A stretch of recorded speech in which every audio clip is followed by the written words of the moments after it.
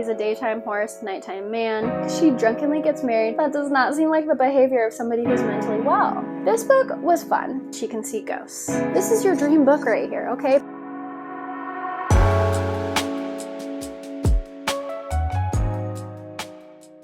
Hello everybody, my name's Carrie. Welcome to my bookish YouTube channel. Today we're going to be talking about all of the books that I read in the month of September, and we're going to have a great time doing it, okay? September, I will say, was not my best reading month, okay? I think my highest rated book was 4.25 stars, and I do believe that that was the outlier of the month. We got through, hang on, let me look without showing you the books. You might be able to see them. I don't know. I'm not being very sneaky. I got through 7 books in the month of September, and one of them was a DNF, so really like 6.5, honestly. I read at about an average pace, but I don't have a ton of free time, in all honesty, so I read when I can, and I don't end up reading every single day a lot of the time, so 6.5 books, that's probably pretty average for me, maybe a little bit less than usual, but I had a lot going on this month. I was on vacation, I was deathly ill, there was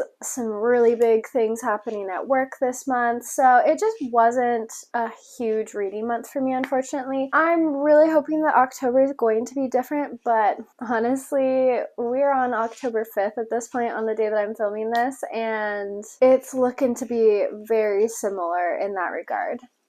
Who cares though? We love 6.5 books. 6.5 books is fantastic. It's a great amount of books to read. So let's go through them. Let's talk about I think that I'm going to format this by kind of talking about the book a little bit, letting you know what my rating was, and then probably whether or not I would recommend the book, just because I feel like there's at least one book that I did read in the month of September that I did not rate very highly, but I would recommend to a certain group of people. So let's get into it. Starting with the DNF, okay? To Kill a Shadow by Katherine Quinn. This book was unfortunate. I'm kind of mad about it. I did talk about it in my reading vlog last week when I was at the coast, so if you watched that, you probably already kind of know my thoughts on it. A lot of these books I feel like are in reading vlogs. There's only a few that aren't, but this book, the writing was just very juvenile for me. The author didn't really give the main female character any sort of personality, and I feel like made the main male character kind of fall in love with her. Even though it wasn't stated that he fell in love with her, he kind of was feeling drawn to and compelled to protect her super early on after only a very small interaction between the two of them. So we gave this guy 1 star because when I DNF a book, I give it 1 star. I feel like it's appropriate. I know that a lot of people are like, how could you rate a book if you didn't finish it? But I do feel like if I have read enough to decide that I don't like it enough to officially DNF it, then in my eyes, it is a 1-star read. That is just how I rate things. I know not everybody has the same rating system, but for me, a DNF is a 1-star read. So this guy, To Kill a Shadow, ended up being a 1 star. Honestly, I would not recommend this book. I was going to potentially say that I would recommend it to somebody who's a little bit young, who has almost no experience reading romantasy, but there are so many good books out there that I feel like this one is kind of a waste of time. That feels so rude. That feels so cruel and so rude to say, in all honesty. Obviously, everybody has different opinions. That is just my opinion. I'm just out here stating it on the internet. If you don't agree with me, feel free to comment down below. Just FYI, I'm not going in order of read. I just kind of piled them up, and I'm just going based off of the order that I piled them up in. Now let's talk about the book that I rated the highest this month. I'm not going to talk about this one too much because I do actually have a reading vlog coming out where I read this one and also the Ex-Hex, and I do feel like I talk about my thoughts on this book a lot in that, so I'm not gonna give you the full synopsis. This book is about Lennox, who is a witch. She is a part of a witch family. In this universe, there are several different types of witches that you could be. You could be a blood witch or a bone witch or a soul witch. I don't know much about the blood witches or the soul witches after reading just book 1, but in witch families, these these powers are passed along based off of inheritance. So the previous witch dies and their power is then passed along to their successor in some way. Lennox is an osteomancer who ends up inheriting her grandma's powers because the bones end up picking her. So she comes into these powers, she's very much not prepared, and somebody, a male witch, ends up showing up at her new shop, her grandma's shop, and basically enlisting her help to solve the disappearances of several other witches. This book was fun. It was a great, good old-fashioned fun time. I gave it 4.25 stars because I just had a freaking blast while reading this. It's funny, it's well-paced. I liked the main female character. She had a family dynamic that I feel like is not super common in a romantasy series, and I really enjoyed that. I thought that the relationship between her and the main male character was really great. I thought the main male character was really great. He's kind of that, like, let me take care of you kind of guy. All around, had a good time. Again, it is kind of like a silly romantasy. It's set in the modern world.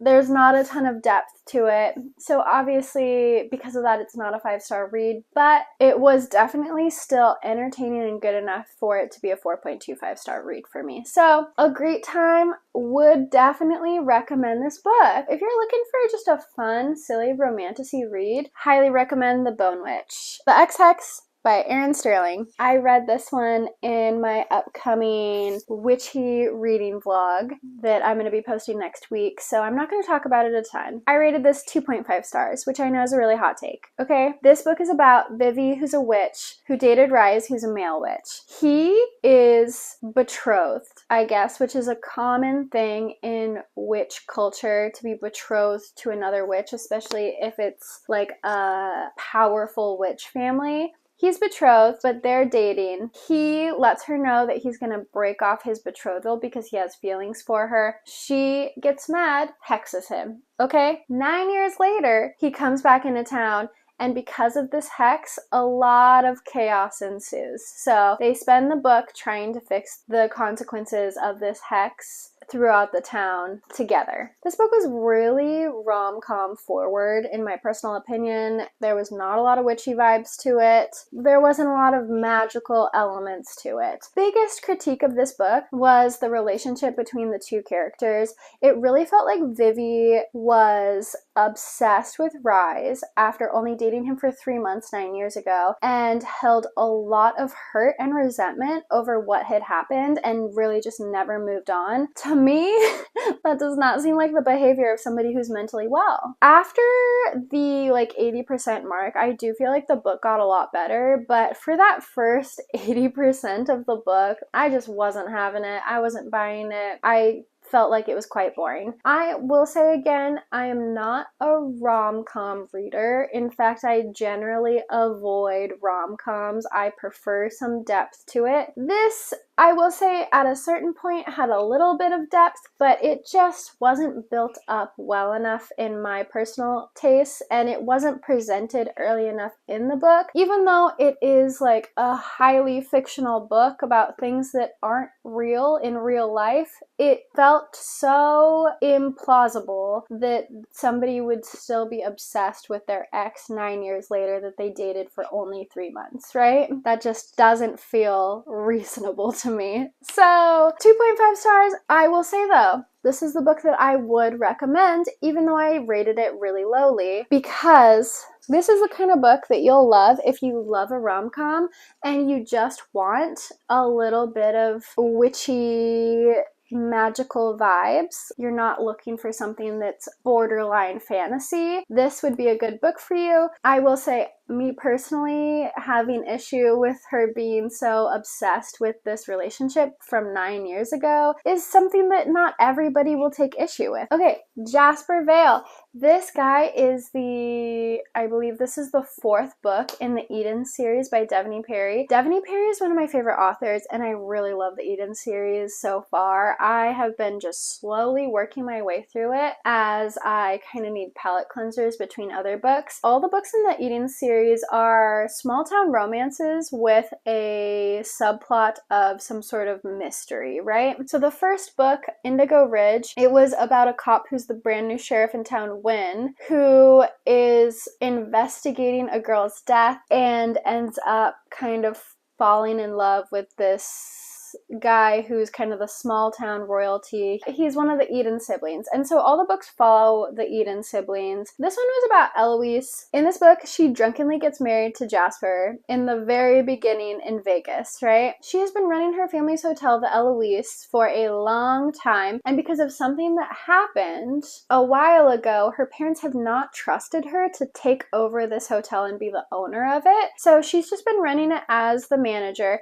She believes that her drunken marriage to Jasper will cause her parents to think that she is impulsive and not trustworthy enough to take over this hotel, even though she's been working really, really hard to earn back their trust. So that's kind of the general plot of it. Jasper has his own things going on, his own past family trauma. I will say, I think in the book before this one, or in the second book, you do learn the incident that causes Eloise's parents to not trust her enough to take over the hotel. It goes into it in a little bit more depth in this one, so I'm not going to reveal it because also it is a mystery point in one of the previous books as well. So this book I ended up giving 3 stars to. It was not my favorite in the series, in all honesty. This was probably the only one where I almost felt like the main male character was just not that into her for a while. I spent a lot of the book wondering why he was not able to just open up to her about things and like express that he had an interest in her. This one, their relationship was much more physical based. It didn't really feel like emotions entered the chat until quite a bit later in the book, which is not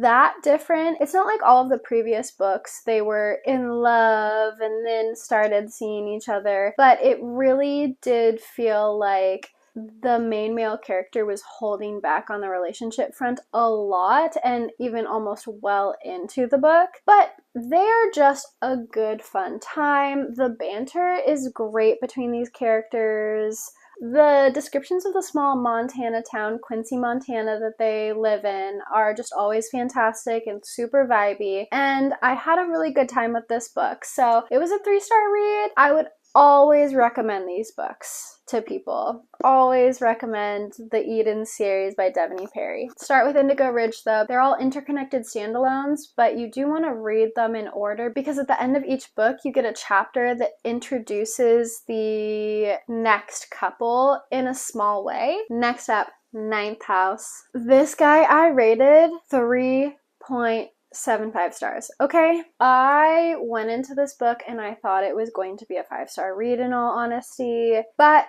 it just wasn't. It was good. It was definitely a good book. This one is about Alex Stern. She is the sole survivor of a multiple homicide. She can see ghosts. Because she can see ghosts, she is recruited by the Leith Society, something along those lines, that operates at Yale. She is tasked with basically protecting people and just ensuring that these secret societies at Yale who perform magic don't step out of line. While she's there is a murder mystery happening, and then there's also a mystery surrounding her mentor. So lots of mystery. There are multiple timelines. There's spring, winter, and fall, and a brief summer timeline, but it really only appears once, and that's just to kind of go over what happened with the homicide. You end up getting information revealed to you basically in one timeline as it's happening. Basically, the spring timeline is like the present, but you spend the majority in the winter timeline, which is like the past,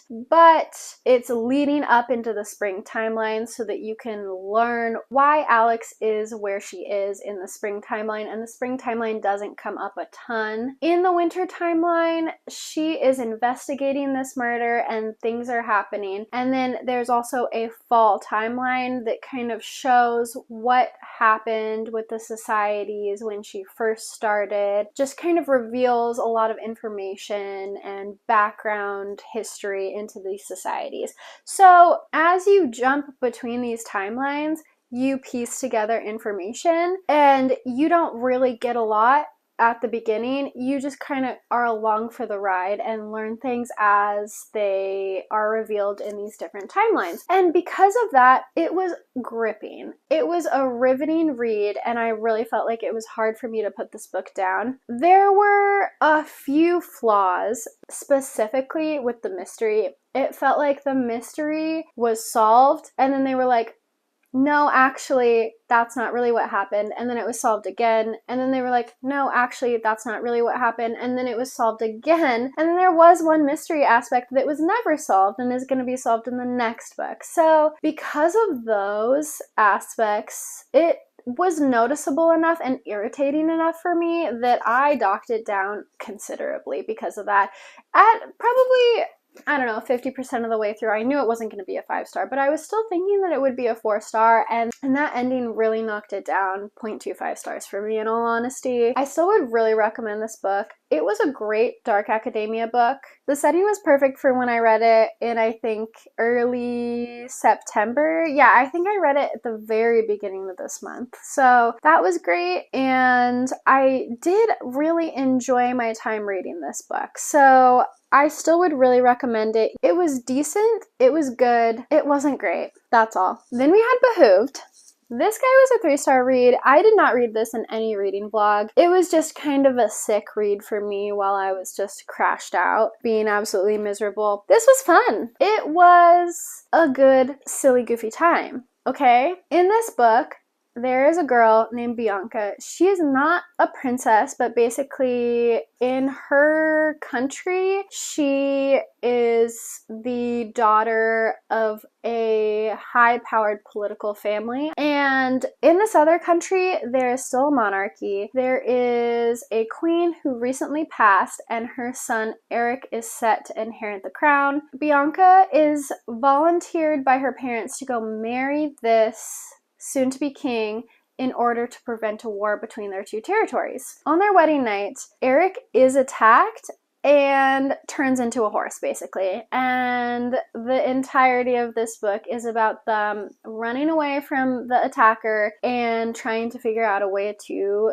turn him from a horse to a human. He's also only a horse part-time, so he's a daytime horse, nighttime man, you know, as per usual, right? It was a silly, goofy, fun time. I ended up rating this book 3 stars, which is really the highest that I would rate a book like this, unless it was truly fantastic. It's less than 400 pages. It's a romantasy standalone. It was just an entertaining, whimsical, fun time, but it really did lack depth. You know, it's hard to introduce a lot of depth and world building into less than 400 pages. So it was a good time. I really did enjoy it. A big critique for me for this book is the fact that the main male character was petulant. He was whiny and he was petulant, and it was really difficult to think of him as this like attractive male character after that. I did really like the female main character. I thought that she was funny. She had a good amount of sarcasm, but it wasn't in your face, like trying to be so sarcastic and just combative and, you know, genuinely rude. She was polite, but also sarcastic and just like genuine and honest. She also could fight, so she was the one protecting them, which I did appreciate. I did buy the, like, I don't want to call them enemies to lovers, because they themselves weren't actually enemies. They had other enemies and they just didn't know it yet. Their belief systems were kind of based off of things that weren't necessarily factual, and because of that, I would not call them enemies. So their misinformed rivalry to reluctant allyship to lovers was entirely believable. I really did buy into it, and I thought it was pretty cute. A nice 3-star read. I would definitely recommend it. I had a great time reading it, and if you're looking for just a silly little palate cleanser in between other reads, or you're just wanting something whimsical and just not that serious, I feel like this is a good time. Last book that I read in September, Her Soul to Take by Harley LaRue. I rated this guy 3.25 stars. I talked about this a ton in my last reading vlog, okay? This book was a good time. The issue that I had with this book was the fact that the relationship was played off by the author as a love romantic relationship when it didn't seem like there were romantic feelings almost at all in this book until the very, very, very end, and even that was questionable for me. It felt like the entirety of their relationship was physical based. There's nothing wrong with that. I do not mind a relationship that is entirely physical based, especially if a story is fantastic like this was. I thought that the plot of this book, the vibes of this book, the horror elements of this book, the atmosphere, I thought it was fantastic. Okay, the main female character, I do want to say was a bit annoying, but even so,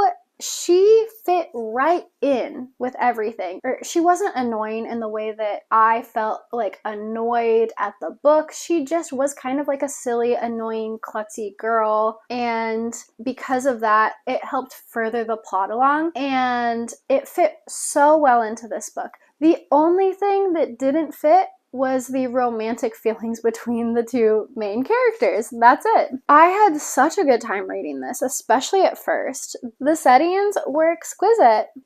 It was great. It was a really good time. A very perfect fall vibe. I would say maybe don't even bother reading it during another season because the fall vibes were just so on peak. I have never read a book where the fall vibes are so freaking good. It was spooky and yet cozy at the same time, and that is all I ask for with my fall vibes. That is it. I just need spooky, maybe a little rainy, cold, and cozy. Perfect. Perfection. Okay? I would definitely recommend this book. In all honesty, the only people that I would say avoid this book are people who may be a little squeamish about maybe some certain horror aspects, or people who really don't like a lot of spice, because there's a lot of spice in this book and it is graphic, okay? It was a lot, not gonna lie. Okay, so would recommend it to everybody else though. It was a good time, and if you're looking for something that has the perfect fall vibes and a really good storyline to it, then this would be great for you. And if you're looking for something that has really good fall vibes, a fantastic storyline, and a ton of spice, this is your dream book right here, okay? Pick this up immediately. That concludes all of the books that I read in the month of September. It was, I would say, a pretty mediocre reading month for me. I think that this next month, October, is gonna be a little bit more interesting and entertaining. I do think I'm gonna be continuing a lot more series in the month of October, and I do have several new releases coming out that are continuations of series that I'm really excited about from authors that I have read previously and really, really, really liked. So that's gonna be great. And then the majority of my October TBR are highly rated books as well. So I think that October is going to be a really good reading month for me, even though September wasn't the best necessarily. Thank you so much for watching this video. Like and subscribe if you enjoyed it, and I will see you in my next one.